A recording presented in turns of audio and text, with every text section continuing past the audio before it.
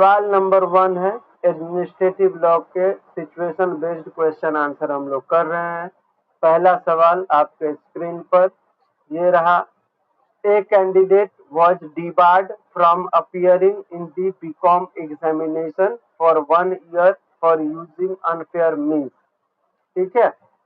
The evidence of witnesses was not taken in the candidate's presence, nor was given an opportunity to cross-examine the witnesses। ठीक है। ये बोल रहा है कि एक स्टूडेंट है, कैंडिडेट है, बीकॉम का एग्जाम देने वाला था। ठीक है। उसको एग्जाम नहीं दिया जाने दिया क्योंकि उसने कुछ अनफेयर मीन्स किए थे, चीटिंग वगैरह किया होगा, कोई नोट्स वगैरह मिला होगा, ऐसा कुछ रहा होगा। ठीक है।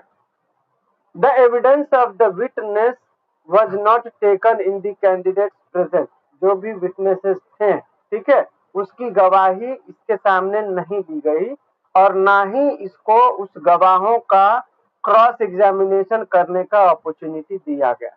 अगर कोई गवाही दे रहा है कि मैंने कुछ ऐसा किया तो मुझे भी तो पूछने दो कि भाई उसने मुझे कब देखा ऐसा करते। उसने कुछ भी मतलब सामने वाले अथॉरिटी ने इसको कोई मौका ही नहीं दिया अपनी मतलब विटनेस को क्रॉस करने का या कोई भी मतलब सेटिस्फैक्टरी उसको रिप्लाई देने का। सवाल आपसे पूछ रहा है which principle of administrative law is violated in this case, explain. ठीक है। तो जब हम लोगों ने एडमिनिस्ट्रेटिव लॉ पढ़ा था तो मैंने बताया था आपको एडमिनिस्ट्रेटिव लॉ के अंदर एक नेचुरल जस्टिस का प्रिंसिपल है। ठीक है। जिसके अंदर 3 और प्रिंसिपल काम करता है, जिसमें था अपना बायसनेस वाला, ऑडियो अल्ट्रम पार्टम वाला। ठीक है। इसके बाद था आपका स्पीकिंग ऑर्डर वाला, किसी को याद हो तो। ठीक है। तो यहाँ पे ऑडियो अल्ट्रम पार्टम क्या बोलता था, हियर दी अदर साइड। ठीक है। या hear the both side, no one can be unheard, condemned unheard, मतलब कोई ऐसा व्यक्ति नहीं हो जो ऐसा बोल सके कि मुझे सुना ही नहीं गया। ठीक है। तो ऑडियो अल्ट्रम पार्टम क्या बोलता है कि आपको दोनों पक्ष का सुनना है। तो यहाँ पे जिस व्यक्ति को डीबार किया गया था, जिस कैंडिडेट को, उसको अपनी बात रखने का मौका नहीं मिला, विटनेस को जो है क्रॉस करने का मौका नहीं मिला। ठीक है। तो उसका यहाँ पे कौन सा प्रिंसिपल वायलेट हुआ, नेचुरल जस्टिस का प्रिंसिपल वायलेट हुआ, क्योंकि उसको यहाँ पे ऑडियो अल्ट्रम पार्टम का both party should be heard का जो प्रिंसिपल है उसको फॉलो नहीं किया गया। ठीक है। तो यहाँ पे कौन सा ये प्रिंसिपल वायलेट हुआ, नेचुरल जस्टिस का प्रिंसिपल वायलेट हुआ। ठीक है। क्यों, क्योंकि उनको सुना नहीं गया। अब सुनने का मतलब क्या होता है, ऑडियो अल्ट्रम पार्टम का मतलब क्या होता है, a fair opportunity to present his case, a chance to know and challenge the evidence, a chance to a right to cross examine the witnesses. यहाँ पे उनको कोई भी मौका नहीं मिला। ठीक है। तो in this situation the candidate was not allowed to present when witnesses gave evidence and not given to opportunity to cross-examine. Hence, the principle of audio alteram partem, which is part of natural justice, has been violated। ठीक है। दूसरा है सवाल यहाँ पे, write your own opinion as an advice to the candidate. आप candidate को इस परिस्थिति में क्या एडवाइस देना चाहते हैं, आपके ओपिनियन लिखिए, ऐसा आपसे पूछा जा रहा है। ठीक है। तो in my opinion the candidate has a valid ground to challenge the decision of being debarred since the authority failed to follow the principle of natural justice, the order is unfair and legally invalid. The candidate should file an appeal or writ petition before the High Court under Article 226 and Supreme Court under Article 32 of Constitution of India, seeking to quash the disciplinary order and request a fresh and fair hearing. The court is likely to set aside the punishment which is क्या था, debarred किया गया था, वो punishment ही था, as any administrative action taken without giving a fair opportunity of hearing is considered void and against the principle of natural justice। ठीक है। तो यहाँ पे हमने अपने ओपिनियन भी दिए कि उसको सुप्रीम कोर्ट या हाई कोर्ट में जाना चाहिए, उस डिसीजन को चैलेंज करना चाहिए, क्योंकि यहाँ पे नेचुरल जस्टिस का वायलेशन हुआ है। ठीक है, अब नेचुरल जस्टिस का वायलेशन हुआ है तो आपको याद होगा, इसमें अगर केस को रेफर करेंगे तो कौन कौन सा केस आएगा नेचुरल जस्टिस के वायलेशन पर। एक तो आएगा एक कृपाई का केस, ठीक है, उसमें भी नेचुरल जस्टिस वायलेट हुआ था। और एक कौन सा इंग्लिश केस था ना, एक किसी को याद है क्या मुझे, वो जो था ना यार, सिपाही था, वो बहुत सालों से वहां पे रह रहा था, मतलब जॉब में था पुलिस में, ठीक है, और उनको जो है अचानक से नेग्लिजेंस के कारण हटा दिया गया बिना उसको पूछे। ठीक है, तो फिर कोर्ट ने कहा कि नहीं, आपको उसको सुनना चाहिए था कि भाई उसने सही में ऐसा किया है या नहीं किया है। वॉच कमेटी का ये जो ऑर्डर है कि भाई नहीं, अगर कोई ऐसा निगलेक्ट पाया जाता है तो सीधा हटा दिया जाए, ये गलत है। ठीक है, तो ये वॉच कमेटी वाला था ना केस, मुझे याद नहीं आ रहा केस का नाम।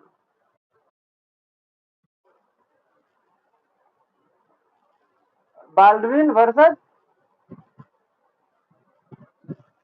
कुछ तो होगा ना नाम, मुझे भी अभी रिकॉल नहीं कर पा रहा।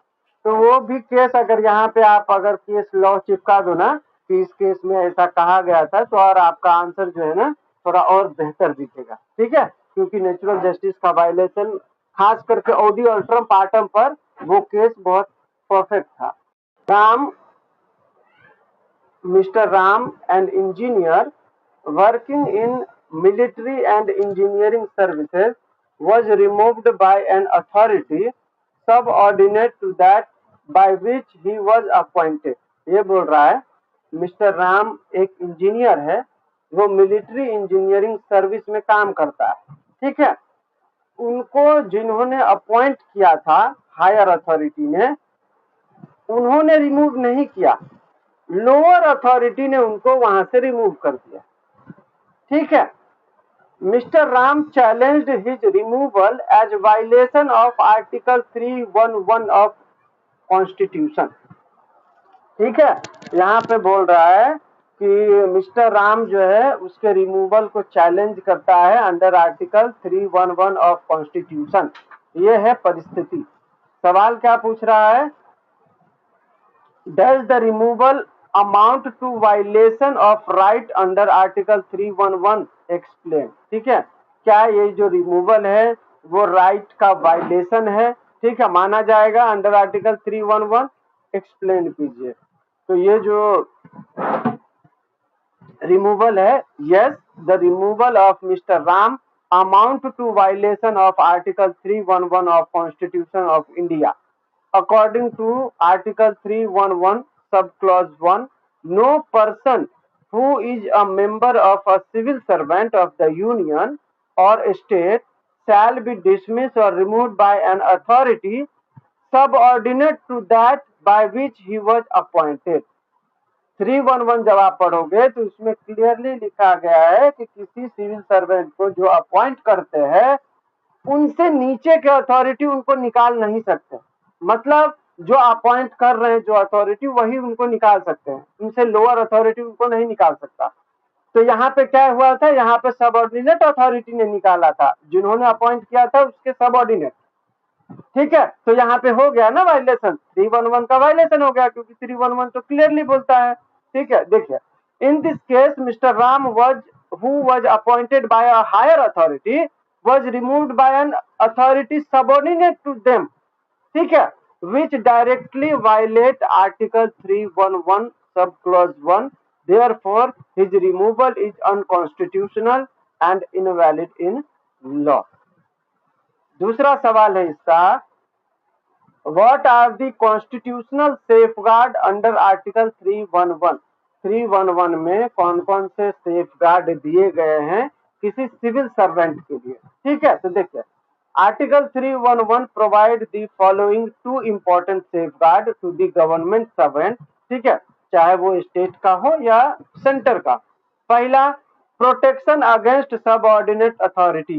Subordinate authority, a civil servant cannot be dismissed or removed by authority subordinate to the who appointed him। पहला प्रोटेक्शन ये देता है कि जिसको जो अपॉइंट किया है उससे नीचे के अथॉरिटी उसको हटा ही नहीं सकते। पहला प्रोटेक्शन ये है।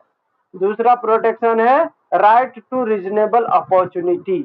No civil servant shall be dismiss, removed और reduced in rank without paying a reasonable opportunity to be heard in the departmental inquiry. ठीक है, आप किसी भी अथॉरिटी को, सिविल सर्वेंट को ऐसे नहीं निकाल सकते हैं बिना उनको अपनी बात रखने देने के, बिना उनको सुने। ठीक है, ये हो गया यहाँ पे। अब यहाँ पे कुछ एक्सेप्शन है, वो भी आपको पता होना चाहिए। दिस अपॉर्चुनिटी में be dispense with exceptional cases such as when it is not practicable to hold an inquiry, when it is against the security of the state, when the employee is convicted on a criminal charge।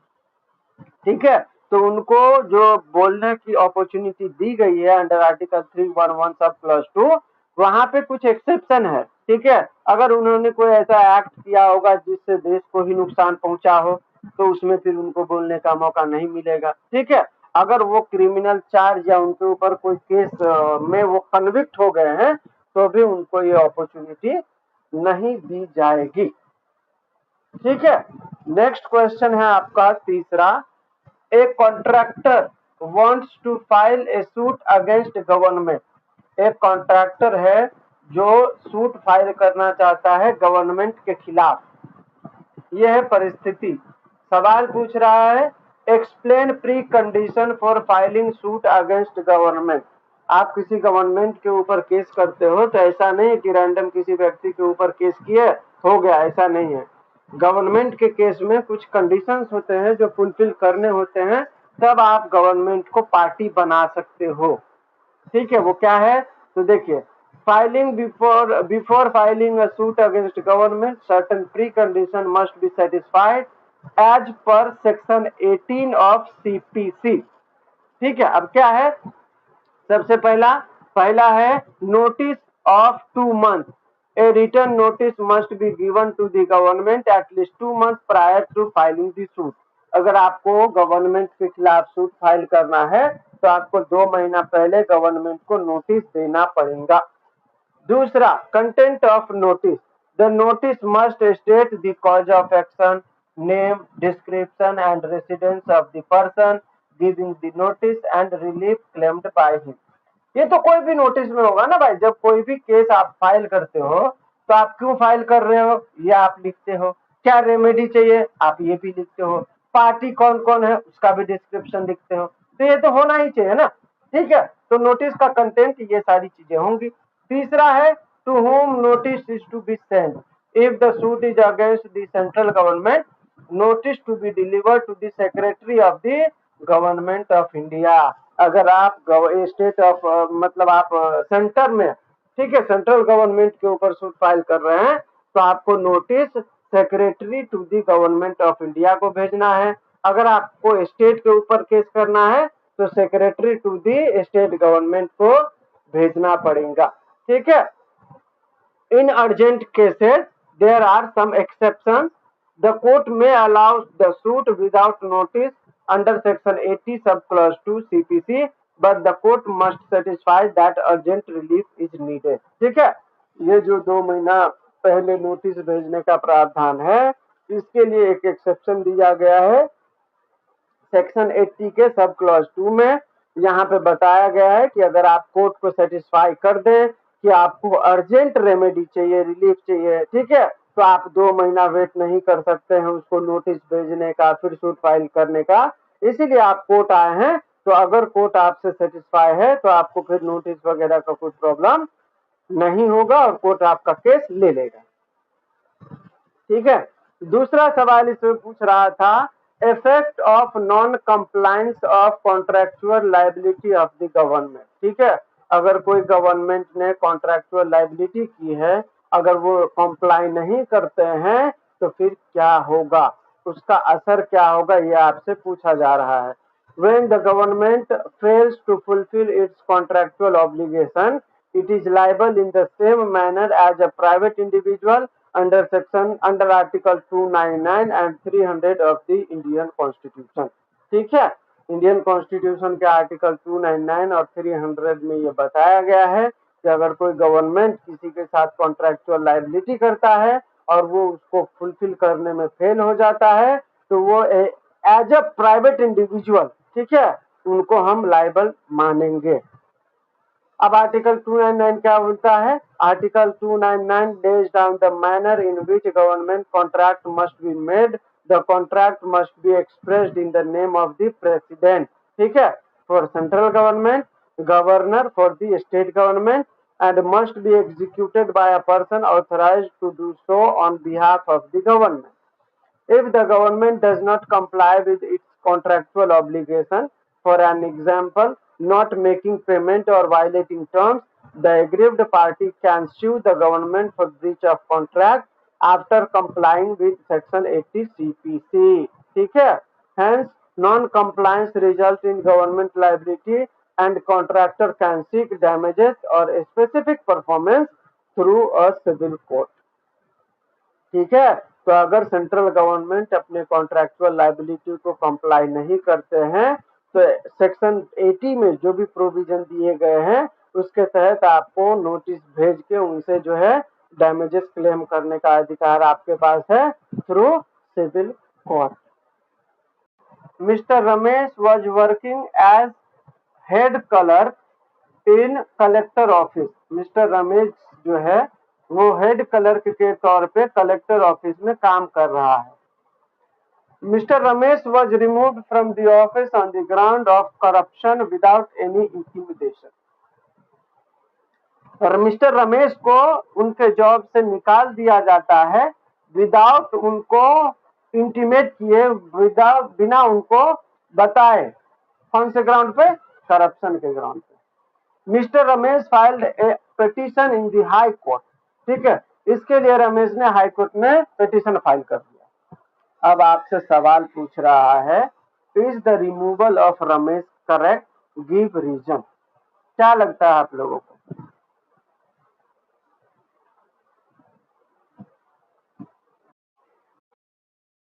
नहीं नहीं नहीं नहीं, उनको intimate नहीं किया गया ना, without any intimation लिखा हुआ है। हाँ तो नहीं दिया है तो क्या होगा? ये पूछ रहा है कि is the removal of Ramesh correct? सही जवाब। ये आपका अभी कौन सा केस था? अभी हम लोगों ने ridge versus Baldwin, same story यहाँ पे भी है। वहां पे भी रिज को जो कांस्टेबल था उसको सुना ही नहीं गया, उसको बोलने का मौका ही नहीं दिया, उसको बताया भी नहीं गया कि तुम्हारे खिलाफ ऐसा ऐसा हुआ है। ठीक है, उसको निकाल दिया वॉच कमेटी ने। यहाँ पे भी ऐसा ही है, रमेश के खिलाफ कोई करप्शन के चार्ज लगे, उनको सीधा निकाल दिया गया, उनको बताया भी नहीं गया कि भाई तुम्हारे खिलाफ करप्शन का वगैरह वगैरह चार्ज लगा है, तुमको क्या कहना है। कुछ तो बोलने का मौका दिया जाना चाहिए था, नहीं दिया। तो सवाल पूछ रहा है, is the removal of Ramesh correct? Give reason. No, the removal of mister Ramesh is not correct and is illegal. ठीक है, क्योंकि देखिए अब यहाँ पे ये कॉन्स्टिट्यूशन का रंग दे दिया है, पता नहीं चैट जीपीटी अपने दिमाग से बना देता है। हालांकि यहाँ पे क्या होना चाहिए था मेरे हिसाब से, यहाँ पे उसको क्या बोलते हैं, ऑडी अल्ट्रम पार्टम का भी प्रिंसिपल लागू करके नेचुरल जस्टिस का जो प्रिंसिपल है हमारा वो भी यहाँ पे अप्लाई हो सकता था। करेक्ट, उसके आधार पर भी ये इलीगल है, ये उसके आधार पर भी इलीगल है, लेकिन ये यहाँ पे कॉन्स्टिट्यूशन का वो लिया है, देखते हैं क्या बोलता है। According to Article 311, Subclause 2 of the Indian Constitution, a government servant cannot be dismissed, removed, or reduced in rank without being given a reasonable opportunity of being heard. मतलब आर्टिकल 311 सब क्लॉज 2 में भी ये प्रावधान है कि कोई अगर सरकारी नौकरी करता है तो उसको बिना सुने, बिना रीजनेबल अपॉर्चुनिटी दिए आप उसको डिसमिस नहीं कर सकते, रिमूव नहीं कर सकते। ठीक है, तो यहाँ पे 311 का भी वायलेशन है। इन this case mister Ramesh was removed on the ground of corruption without any prior intimidation और inquiry, which means he was not informed of the charge, no opportunity to defend, no departmental inquiry. Hence, his removal in violation of principle of natural justice and Article 3112 of the Constitution, making it unconstitutional and invalid. ठीक है, तो कहने का मतलब है कि यहाँ पे उसने वो सरकारी नौकर भी था, ठीक है, तो सरकारी नौकर था तो उसको 3112 का वो प्रोटेक्शन मिला था। 3112 बोलता है कि अगर किसी सरकारी कर्मचारी को निकालना है तो उसको पहले बोलने का मौका दो, रीजनेबल अपॉर्चुनिटी दो। यहाँ पे नहीं दिया गया था, तो 3112 का भी वायलेशन है और नेचुरल जस्टिस का तो वायलेशन है ही है, क्योंकि उसको बोलने का मौका नहीं मिला था। ठीक है, दूसरा यहाँ पे है ऑन, अगर यहाँ पे वो सरकारी कर्मचारी नहीं होता ना तो 311 नहीं आता, यहाँ पे सीधा नेचुरल जस्टिस का वायलेशन होता। ठीक है, अगर कोई प्राइवेट कंपनी होती तो। दूसरा है on what ground Ramesh can file petition in the high court in above situation. ठीक है, ये बोल रहा है कि कौन से ग्राउंड पे रमेश हाई कोर्ट में पिटीशन फाइल कर सकता है। Mr. Ramesh can file writ petition in High Court under Article 226 of the Constitution on the following ground. Violation of Article 3112. सही बात है भाई, 311 का तो वायलेशन हुआ ही है ना, उसको बिना सुने निकाल दिया। दूसरा नेचुरल जस्टिस का वायलेशन है, ऑडियो अल्टरम पार्टम, दोनों पार्टी को सुनना चाहिए, उसको सुना ही नहीं गया। ठीक है, और तीसरा आर्बिट्ररी और unfair action by authority. Arbitrary action ही लिया है ना अथॉरिटी ने, उसको बोलने का मौका नहीं दिया, तो ये अनफेयर एक्शन हो गया। तो इसके तहत भी आप हाई कोर्ट में पिटीशन डाल सकते हैं। तो ये 3 ग्राउंड उनके पास है जिसके आधार पर वो हाई कोर्ट को अप्रोच कर सकते हैं। तो हाई कोर्ट क्या कर सकता है, हाई कोर्ट उसके रिमूवल के ऑर्डर को सेट असाइड कर सकता है और उनको बोला जा सकता है कि भाई आप वापस से इंक्वायरी करें, और तब अगर ऐसा कुछ लगता है तब आप उसको रिमूव कर सकते हैं, अन्यथा नहीं कर सकते। ठीक है, 5वां सवाल है इन द स्टेट ऑफ दक्षिण प्रदेश। उत्तर प्रदेश सुना था, ये दक्षिण प्रदेश आया है। इन द स्टेट ऑफ दक्षिण प्रदेश few members were nominated by the governor in legislative council। ठीक है, दक्षिण प्रदेश नाम का एक राज्य है जहां पे कुछ मेंबर को नॉमिनेट किया जाता है गवर्नर के द्वारा लेजिस्लेटिव काउंसिल के अंदर। Nomination of few members to the state legislative council by the governor were challenged on the ground that nomination are not as per law। ये जो नॉमिनेशन गवर्नर ने किया है उनको चैलेंज किया गया क्योंकि ये एज पर लॉ नहीं था। अब गवर्नर किसी व्यक्ति को नॉमिनेट करता है लेजिस्लेटिव काउंसिल के लिए, तो उसके कुछ प्रोसीजर होते हैं, उसके कुछ मापदंड होते हैं। ठीक है, आप रैंडम किसी को भी नॉमिनेट करके किसी भी प्रोसीजर से आप लेजिस्लेटिव काउंसिल में डाल दो तो ये नहीं होता है। ठीक है, तो एज पर लॉ नहीं था ऐसा किसी ने ग्राउंड लिया और नॉमिनेशन को चैलेंज कर दिया। सवाल आपसे पूछ रहा है can such nomination be challenge, give reason. क्या ऐसे नॉमिनेशन को जो एज पर लॉ नहीं है उसको चैलेंज किया जा सकता है? Any idea?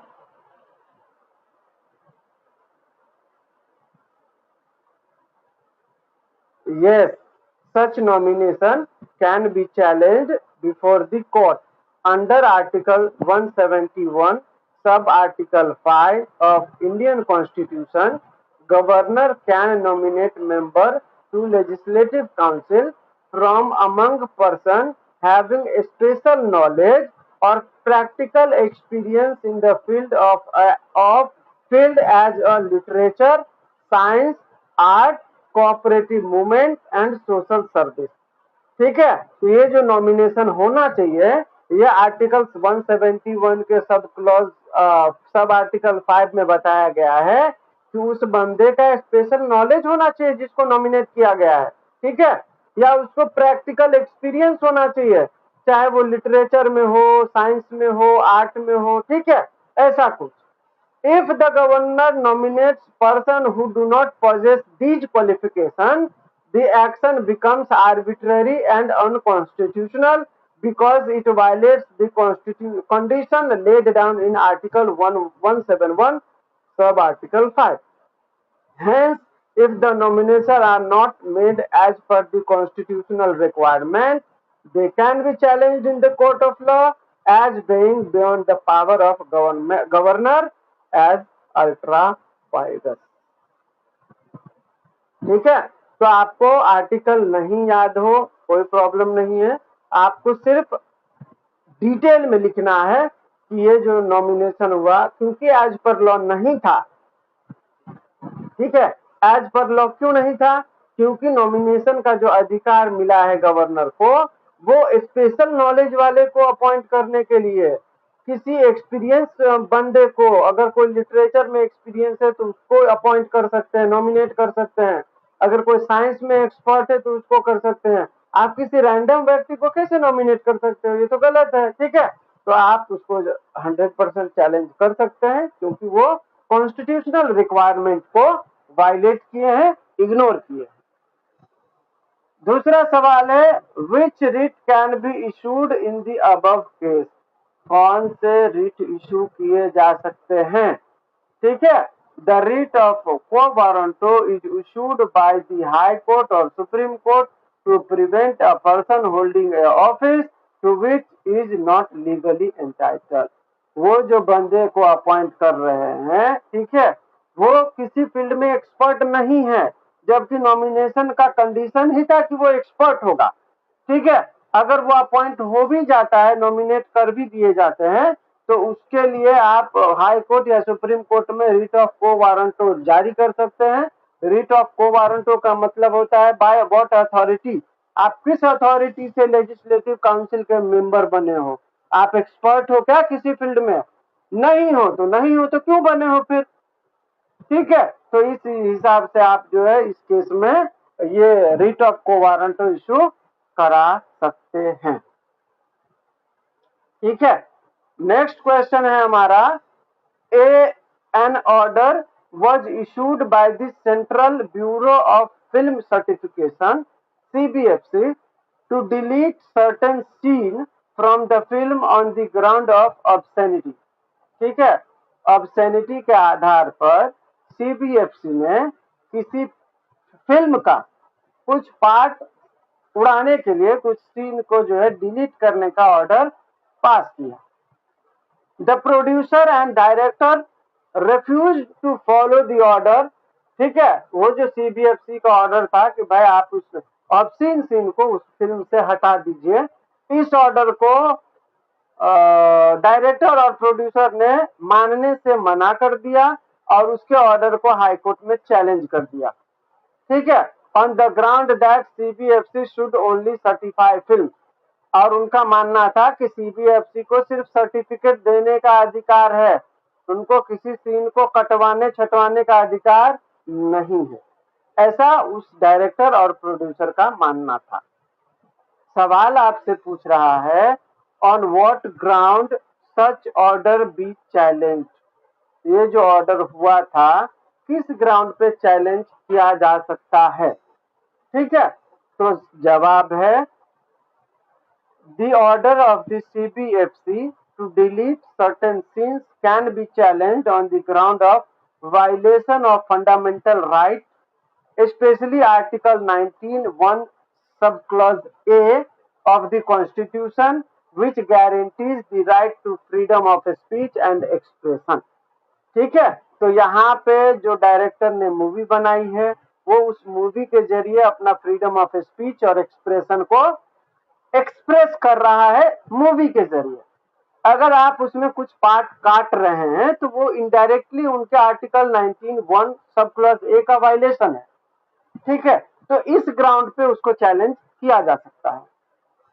The producer and director can argue that, वो आर्ग्यू कर सकते हैं, CBFC exceeded its authority, its primary role to certify film for public exhibition, not to enforce censorship beyond the limit of law.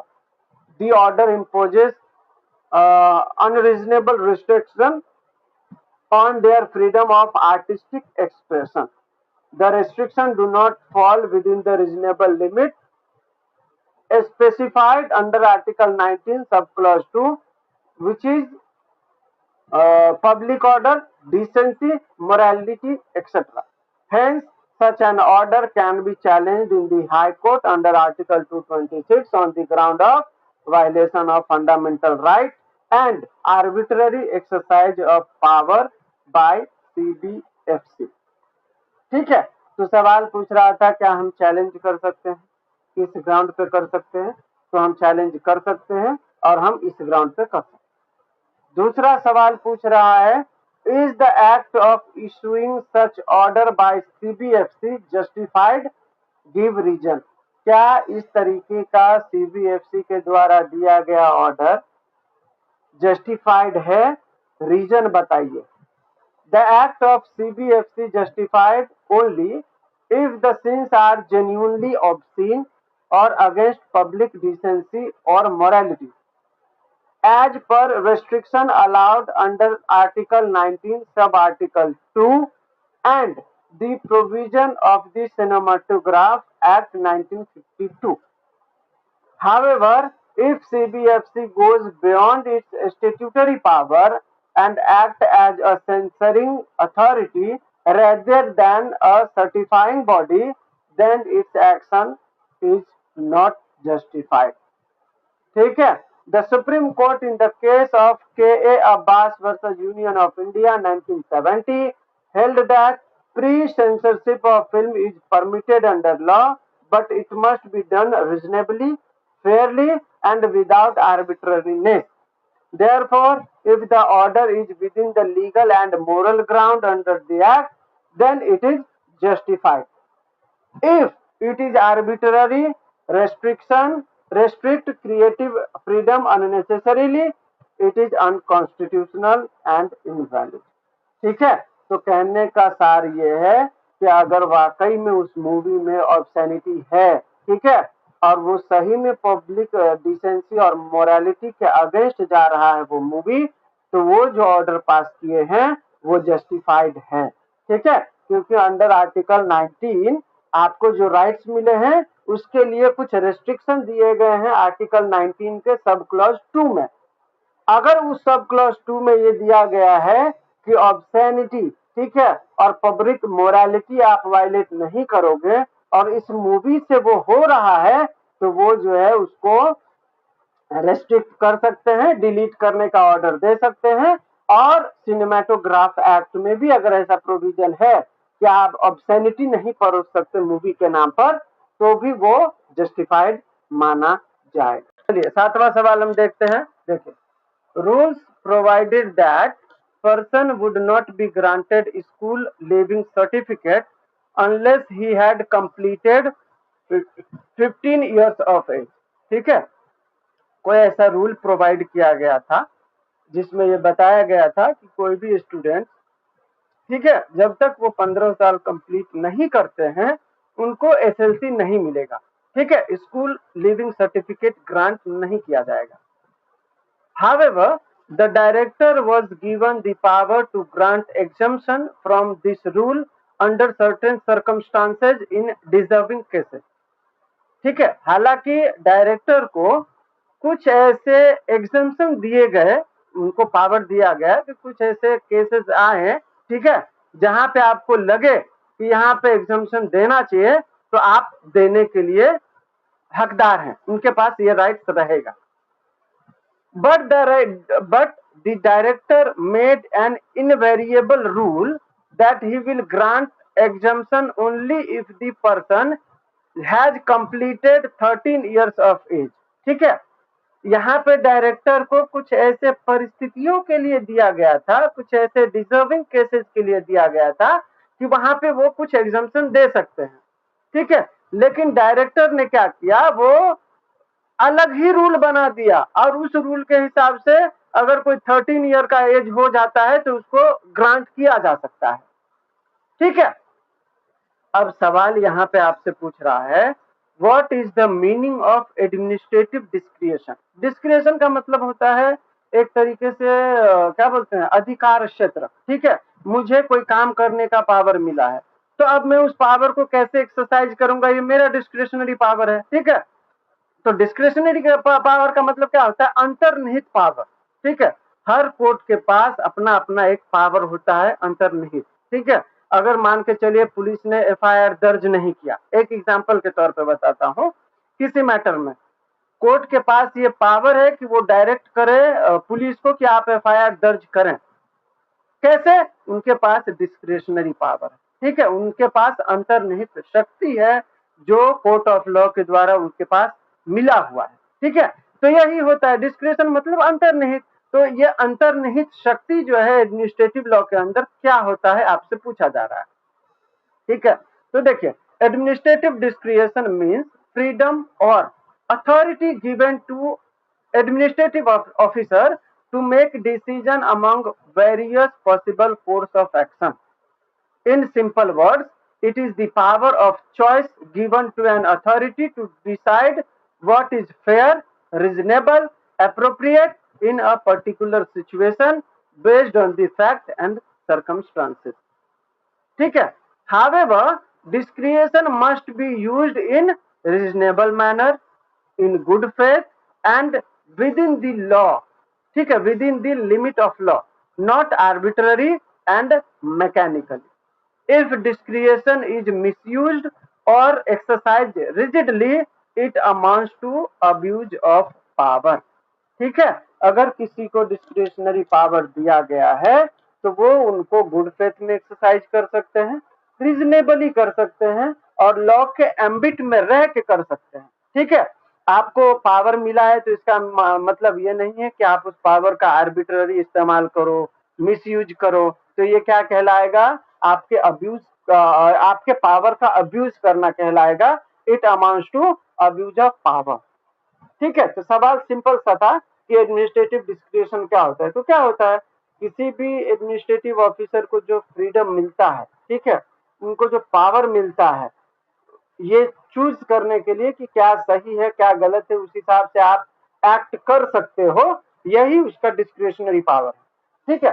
सवाल दूसरा इसमें पूछ रहा है, can the rule made by director be challenge, give reason.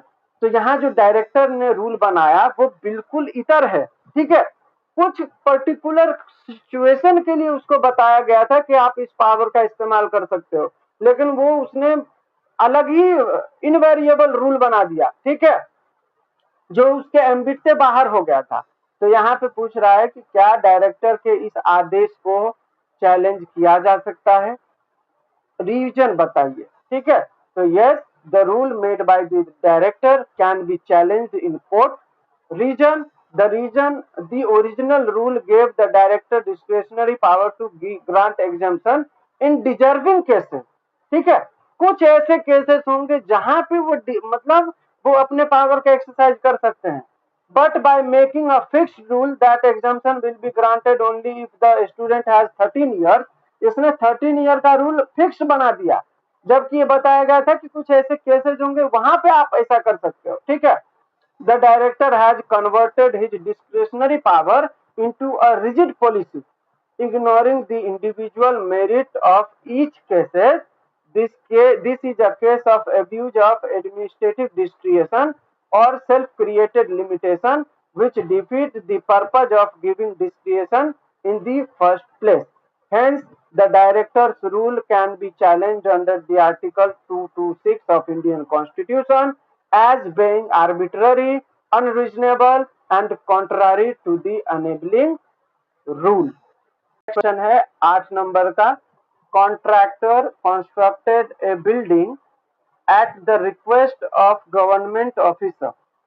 The possession was obtained by the officer and the building was used by the government, ठीक है।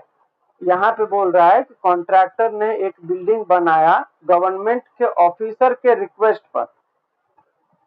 The possession was obtained by the officer and the building was used by the government. अब वो जो building बना उसमें possession officer ने ले लिया, ठीक है, और वो बिल्डिंग गवर्नमेंट के यूज में आ गई। But no payment was made to the contractor, लेकिन कॉन्ट्रैक्टर को कोई भी पेमेंट नहीं मिला उस बिल्डिंग को बनाने के लिए। It was contended that the provision of Article 299 subclause 1 of the Constitution had not been fulfilled and therefore the contract was not enforceable. ठीक है, ये यहाँ पे ये बोल रहा है कि यहाँ पे 299 सब आर्टिकल 1 का जो कॉन्स्टिट्यूशन के अंदर प्रावधान है उसको फुलफिल नहीं किया गया, ठीक है, और इसीलिए ये कॉन्ट्रैक्ट इन्फोर्सिएबल है ही नहीं। तो अब आपसे सवाल पूछ रहा है कि ये जो आर्टिकल 2991 है वो है क्या, ये बताइए।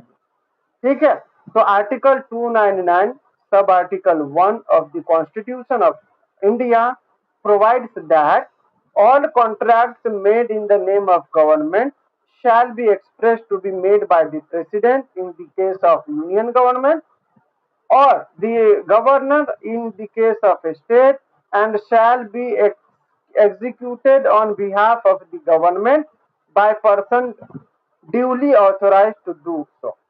ठीक है, government contract must be executed in the name of the president और governor. The contract must be signed by person authorised by the government.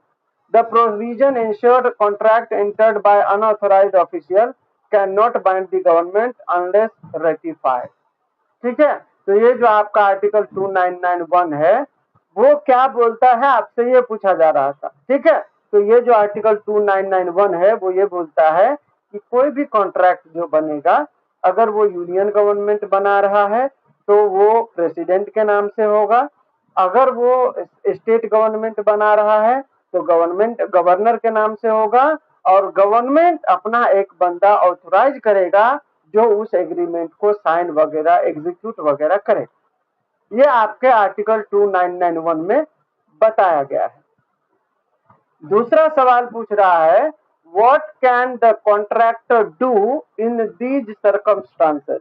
ऐसी परिस्थिति में जो ऊपर उसने बिल्डिंग बनाया और उसको पैसा नहीं मिला तो वो क्या कर सकता है। ठीक है, तो देखिए in this situation the contractor has constructed the building at the request of a government officer and the government has taken possession and used the building. Even if Article 2991 was not strictly followed, the contractor can rely on the principle of implied contract or government liability under Article 300 of the Constitution.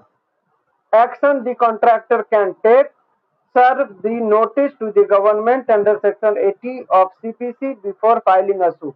अब government से हमें पैसा लेना है, correct, तो हम recovery suit भी डाल सकते हैं कि भाई उसने पैसा नहीं दिया था, तो सीपीसी के अंदर आप रिकवरी सूट फाइल कर सकते हैं। सीपीसी के अंदर आपको सेक्शन 80 के तहत नोटिस भी भेज सकते हैं सामने वाले को कि भाई मैं आपके खिलाफ यहाँ इस केस में इस कोर्ट में केस फाइल कर रहा हूँ, आप अपनी बात रखो यहाँ आके। तो विद इन 2 मंथ, ठीक है, आपको एक नोटिस भेजना रहता है गवर्नमेंट को, फिर आप रिकवरी ऑफ पेमेंट के लिए सिविल सूट कोर्ट में फाइल कर सकते हैं। फिर कोर्ट जो है देखेगा किसकी गलती है, किसने कहाँ पे क्या किया है, उसके बाद कोर्ट जो है आपके पेमेंट को दिलाने के लिए जो भी ऑर्डर होगा वो कोर्ट पास कर सकता है। ठीक है, the supreme court has held in several cases that when the government accepts and uses the work done, it cannot deny payment even if procedural formalities under Article 299 were not strictly complied with. ये supreme court ने बहुत सारे cases में कहा है कि article 299 के कुछ प्रोविजन अगर स्ट्रिक्टली फॉलो नहीं भी किए गए हों, अगर गवर्नमेंट ने किसी प्रॉपर्टी का यूज किया है, उसको एक्सेप्ट किया है, उसके काम को एक्सेप्ट किया है, तो उसके काम के बदले के पेमेंट को देने से डिनाई नहीं कर सकता है। ठीक है, नेक्स्ट क्वेश्चन है हमारा 9th। Mister Y was appointed as senior officer in the government department through he was not educationally and experience wise qualified for the post. ये बोल रहा है कि मिस्टर वाई को सीनियर ऑफिसर के तौर पर गवर्नमेंट डिपार्टमेंट में अपॉइंट किया गया, जबकि वो एजुकेशनली और एक्सपीरियंस बेस्ड पर भी उस पोस्ट के लिए वो क्वालिफाई नहीं है। ठीक है, यह है परिस्थिति। सवाल पूछ रहा है can anyone oppose such appointment, क्या कोई बंदा अपॉइंटमेंट को ये अपोज कर सकता है? यस, कर सकता है ना, क्यों नहीं कर सकता। क्योंकि यहाँ पे वो उस पोस्ट के लिए क्वालिफाइड ही नहीं है, ठीक है, और तब उसको वो पोस्ट धारण किया गया है, तो कर सकते हैं ना, yes such an appointment can be opposed, reason in the government service, appointment must comply with the qualification and eligibility criteria as prescribed by the law, rules and regulation for the post. Mr. Y, being educationally and experientially unqualified, violates the statutory eligibility condition, making the appointment illegal and arbitrary. Any aggrieved candidate or interested party, which is competitor, maybe, ठीक है, can challenge the appointment as being contrary to the law. ठीक है, दूसरा सवाल पूछ रहा है, explain the remedy available in these circumstances. ऐसी परिस्थिति में क्या क्या आपके पास रिलीफ है, रेमेडी है, आप ये बता सकते हैं। तो ऐसी परिस्थिति में कोई भी बंदा अगर एग्रीव्ड है, the remedy available include writ petition in high court under article 226. Any aggrieved person can file a writ petition, writ of certiorari, to quash the appointment since it is illegally, arbitrary and ultra vires. दूसरा क्या कर सकता है, contempt rule या administrative review. The contempt authority, competent authority may also be directed to cancel the appointment and appoint a qualified candidate. ठीक है, इसमें मेरे हिसाब से ये भी हो सकता था ना, उस बंदे के लिए आप वो कर सकते हैं ना, कौन सा था एक रिट, को वारंटो भी इशू करा सकते हैं ना उस बंदे के खिलाफ जिसको अपॉइंट किया गया, कि भाई तुम किस पोस्ट, किस क्वालिफाई मतलब एजुकेशन के आधार पर इस पोस्ट को होल्ड किए हो, क्या अथॉरिटी है तुम्हारा, न तुम पढ़े लिखे हो, न तुम एक्सपीरियंस्ड हो, तो कैसे इस पोस्ट को होल्ड किए हो। तो यहाँ पे आप एक रिट ये भी लगा सकते हैं, रिट ऑफ को वारंटो, ठीक है। तो कोर्ट उससे पूछेगा कि भाई किस अथॉरिटी से आपने इस पोस्ट को होल्ड किया है, जबकि आप क्वालिफाइड ही नहीं थे, ठीक है। लास्ट सवाल है हमारा आज के लिए 10वां, a person is illegally detain by police. एक बंदा है जिसको पुलिस ने इलीगली डिटेन करके रखा है, बंद करके रखा है, जेल में रखा है, ठीक है, पुलिस कस्टडी में। Can his wife file writ petition, which writ petition can be invoked bye हर। ये पूछ रहा है कि क्या उसकी वाइफ कोई रिट पिटीशन लगा सकती है, कौन सा रिट पिटीशन लगा सकती है। किसी को याद है, किसी को हम इलीगली डिटेन करते हैं तो कौन सा रिट लगाते हैं,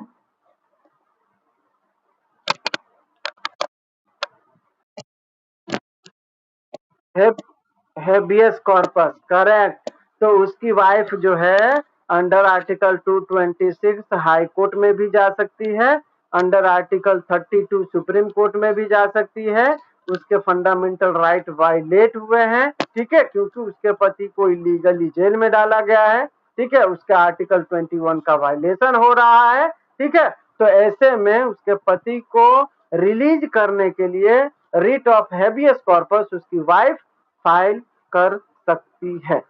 रिट ऑफ हेबियस कॉर्पस का लिटरली मीनिंग होता है प्रोड्यूस द बॉडी, ठीक है। आप जिस बॉडी को डिटेन करके रखे हो उसको कोर्ट के सामने प्रोड्यूस करना होता है, अगर कोर्ट ने ये रिट इशू कर दिया है तो। दूसरा सवाल है, if wife is not alive who can invoke writ petition, ठीक है। अगर मान के चलते हैं उनकी वाइफ जिंदा नहीं है, मर चुकी है, तो उसके जगह पे कौन ये रिट लगा सकते हैं। तो जो भी उनके नियर रिलेटिव होंगे, पेरेंट होंगे, चिल्ड्रन होंगे, सिबलिंग होंगे, वो ये रिट लगा सकते हैं। ये रिट लगाने के लिए कोई बाध्य नहीं है कि आप वही होगा तो ही लगा सकते हैं, नहीं, कोई जरूरी नहीं है, ठीक है। लीगल गार्डियन जो भी होंगे वो लगा सकते हैं, डिटेनी के बिहाफ में कोई भी पर्सन लगा सकता है, ठीक है, चाहे वो पीआईएल के जरिए लगाए, चाहे वो रिट पिटीशन डायरेक्ट लगा दे हेबियस कॉर्पस का, ठीक है, तो कोई भी लगा सकता है, ये याद रखना, ठीक है। तो ये रहा हमारा 10वां सवाल। यहाँ तक में किसी को ऐसा लगा कि कुछ नहीं समझ में आया हो तो पूछ लीजिए।